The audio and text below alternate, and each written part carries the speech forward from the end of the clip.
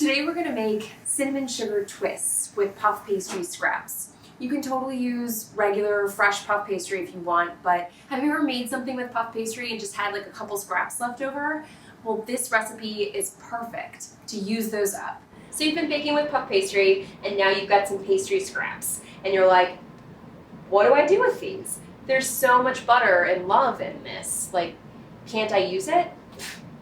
Girl, please, yes. So, I've got a variety of cinnamons in my cabinet because I'm a lot. This China cinnamon is super aromatic. It smells really sweet. This is what we're gonna use for this. Now that I've selected my cinnamon that I'm gonna use, I'm gonna mix it with some sugar. So, I mean, this is not like rocket science. You can make it rocket science, I suppose, if you want to.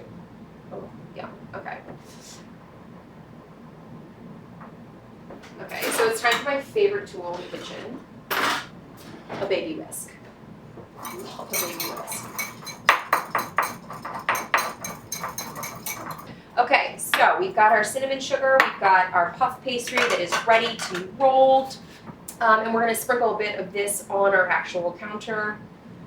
I'm going to add a little bit of extra sugar onto this because I don't want the whole thing to be quite as cinnamony. Bam! Put her in there. We're gonna roll her out. Super easy, right? All we did was make some cinnamon sugar. Anyone can do that. You can even buy cinnamon sugar. That's what we used to do growing up. I mean, it's still puff pastry. You still want it to puff. So you don't want to get it too hot, or all the same rules apply as with the puff pastry when you're using it in a traditional fashion. I've got a half sheet pan, I've got parchment. I'm gonna sprinkle the top of my dough with more sugar. Yeah, come on peeps, did you think this was breakfast? Come on. All right. Now, we can make some squares, some different shapes. You can take these and fold them into the center, right? It's almost like a pinwheel. Go ahead and cut strips. They're about a ½ inch wide. Oops, that one's a little fatter. My bad. Okay. All right, so we are going to put this to the side and start kind of hold and twist, right?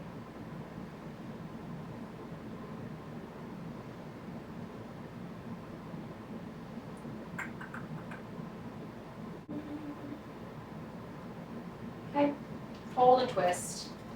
You get the idea. You can also just, if you feel more comfortable, you can do one side at a time like this, and then just gradually work your way to the other side. But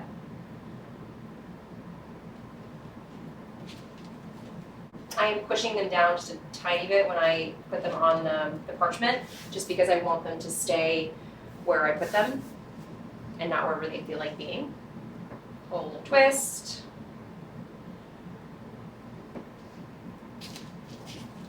You want to make sure that they're a little bit further apart on the sheet tray because you don't want them to pop into each other, right? Yeah. There she is. Now we've got our twists. We're going to chill these completely. So a solid 30 minutes in the refrigerator, possibly 45 if you are feeling, generous. And then we'll bake them at 375 in convection. So we're just going to bake these for 15-20 minutes at 375 in a convection oven. We want them to be puffed and golden brown and the sugar to be caramelized. Can't wait. So they're out. And can I just tell you that my whole place smells like butter and sugar and caramel and cinnamon, and it's everything. Perfectly crispy and flaky, and just the right amount of caramelized cinnamon sugar. Divine.